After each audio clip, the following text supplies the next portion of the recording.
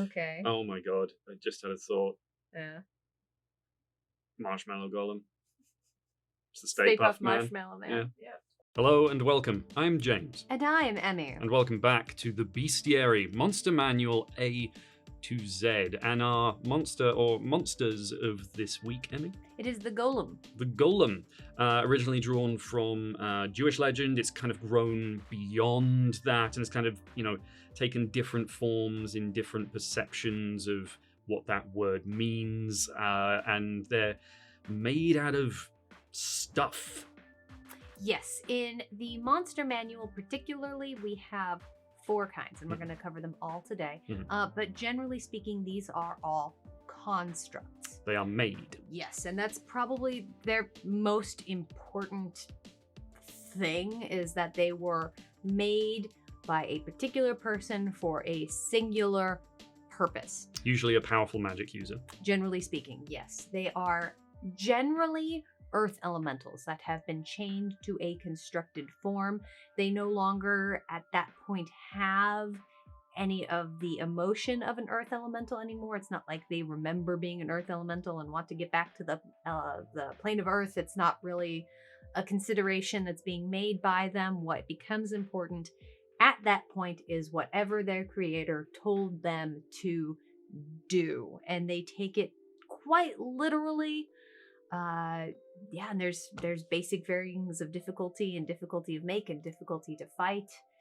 And in terms of those instructions from their creators, they will follow it to the letter for as long as possible, because these creatures, they don't need sleep, food, drink. They just exist, and so they are ideal servants, and really not a whole lot more than very sophisticated tools. These unfortunate earth elementals become bound to this material and kind of turn into like batteries of sorts, I suppose. In many ways, yes. They aren't really alive in the sense that we normally think of things as alive. Earth elementals, elementals in and of themselves are kind of complicated in their relationship to life as we know it. It's a very alien sort of thing, which we talked about in E. But at this point, that's not really what they are anymore. They're just, that power is being used to harness something else, and they're very direct. They are generally speaking controlled by a physical object and the wearer of said physical object. It recommends in the book an amulet, but could be anything. Can give them new directions from that point. So you might see one of these working around in a wizard's lab as an assistant or something like that, since they are quite hard to destroy. They're fairly immutable, and so they are handy, and they can also be left in a place that you are not anymore. And of course, not being there anymore might have involved actually their creator no longer even being alive. But the Golem will still follow its last instruction to the letter as long as it can and until it is told otherwise. So, you might have some fun opportunities as a DM or as a group to maybe have to try and gain control over one of these beings for whatever reason. Yeah, you might not necessarily fight one of these. It might not necessarily be antagonistic. It might be too strong for you and you have to go around it and shut it off in some other particular function. This is not like a lot of summons where if you destroy the summoner or the summoner dies, that the summons will go away. It's not that nature anymore. It's tied to the construct itself. So that's not how that's going to work. But yeah, again, they might not necessarily fight you. They can be some really fun ambiance. They are very emotive in all of their particular forms of the place that they are, the kind of person who created them, their function.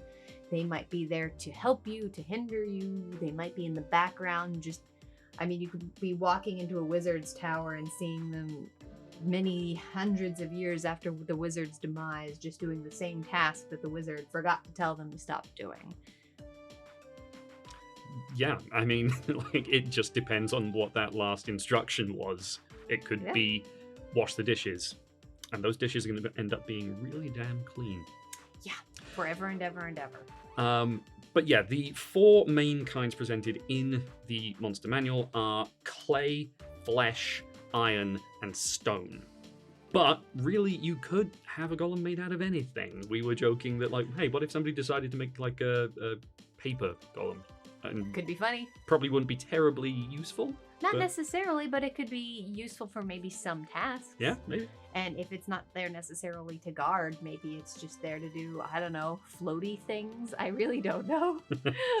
So yeah, in terms of their nature, they share a lot of similarities, but the different materials that they're made from do give them certain characteristics and abilities. The clay golem, for example, if we look at the art here, we can see very well represented what its particular abilities are, its certain characteristics. It's immune to a lot of damage, and as you would expect for something essentially made out of rock-hard earth, that makes a lot of sense, and I think you can definitely see that. This is a thick boy. Yes. He's got a lot on him. He's got the fists made of paunch. Yes.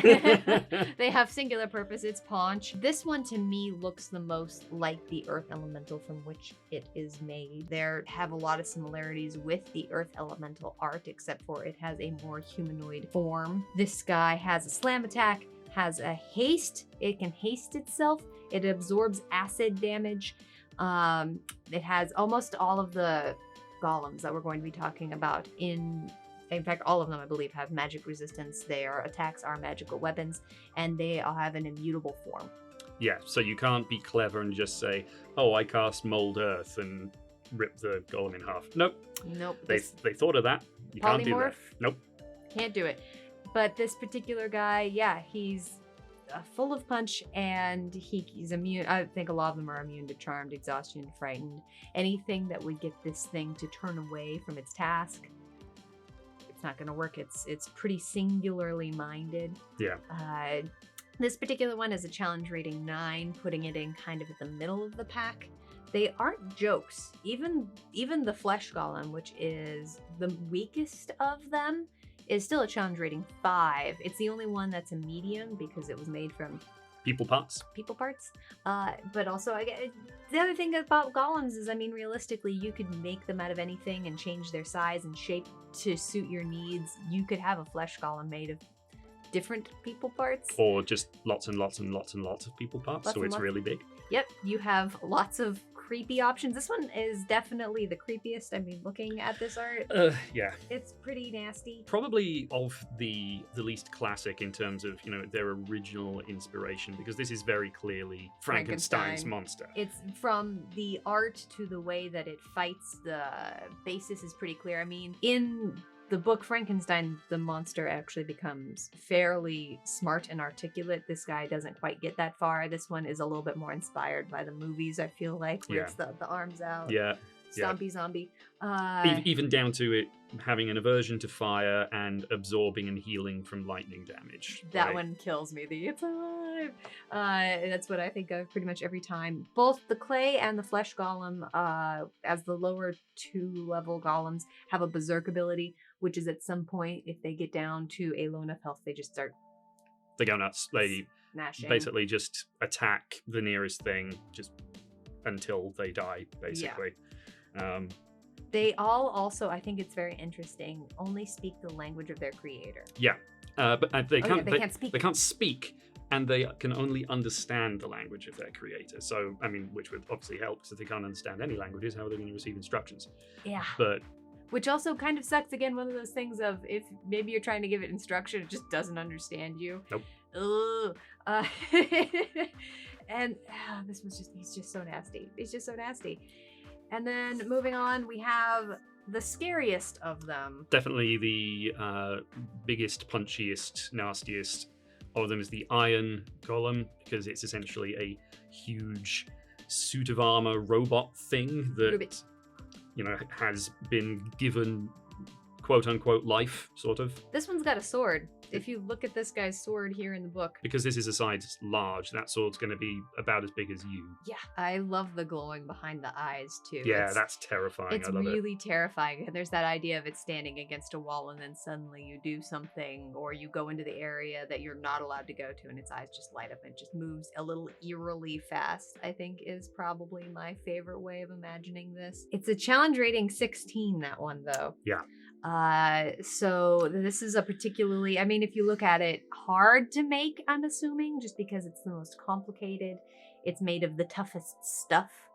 So that makes sense. I imagine this is probably a bigger earth elemental, and somebody a little bit more powerful probably made it. Yeah, you probably need like just a more powerful source in order to get this to function. So it's gonna hit harder and be tougher. I mean, it's got an AC of 20, over 200 hit points. It hits like a truck. It is a truck, essentially. It is a truck, essentially. It's oh God, what's truck golem? What's the Stephen King thing about when you're being chased by? There's that sentient truck in one of his movies. It's killing me that I can't. You'll have to tell us in the comments. Please do. You know the one I mean, though. I do. Right. I do. That's definitely an iron golem. And then it's got a poison breath, weirdly, which I think is very odd to me, considering it's a robot. It's got a poison breath. Recharges on a 5 or 6. It's unpleasant. It's scary anyway. Let's give it a breath attack. Sure. Of all the things to give a breath attack, this guy. All right, cool. But again, poison, it's just making more damage over time to something that's already coming and slamming at you really, really fast. It can be really intimidating. The stone golem is our last one. This one's a challenge rating 10.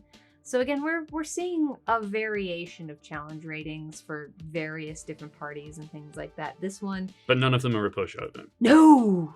Again, even the flesh golem's a challenge rating 5, and that's a scary Stitch dude. The stone golem is a statue. Essentially, yeah. Yeah, like a living statue. And I particularly like this piece of art, actually. This really reminds me of kind of the idea of an ancient temple, just these eternal guardians, rows of statues, and you're not sure which of them is going to come alive, and wordlessly stomping towards you with just relentless intent. Just that kind of stoic pose and the more ancient style of the carving of the stone, I think is really cool. I really like the geometry. This one's probably my favorite piece of art because of it, with that extreme geometry to it. It's based on several different things, but it looks almost sci-fi-esque to me, which is really fun. I very similarly am seeing rows and rows and rows of these, and one of them just pops out behind you. Yeah. Which is intimidating. And again, such good atmosphere. That particular one I know has a slow. It can slow everyone around it by hitting the ground really, really hard. So it's even going to make it hard to run away from. Yeah, which is again just kind of eerie. These guys can again largely be ambiance, even if you don't fight them. If they're around, there's a purpose to that. This area is clearly important for some reason. Perhaps there is something hidden inside. Perhaps there's something sacred inside. There's any number of reasons. But as soon as you walk in and you see one of these things there, you know something was important enough to take the time to construct the vessel, to construct the controller, to harness the earth elemental into this. It was either extremely hard, required a lot of skill, or, in the case of the flesh golem, just distinctly unpleasant. And it says a lot about the creator as well. Thank you so much for joining us this week on The Bestiary, Monster Manual A through Z. Quick, look around you. What's the closest thing? Pick it up. It's a golem now. What is it? Please tell us in the comments down below. I'd really love to hear what yours is made out of. And while you're there, you can check out all the links for our social media. You can like this video. You can subscribe. You can check out some more of our videos. And join us next week when we talk about the Gorgon.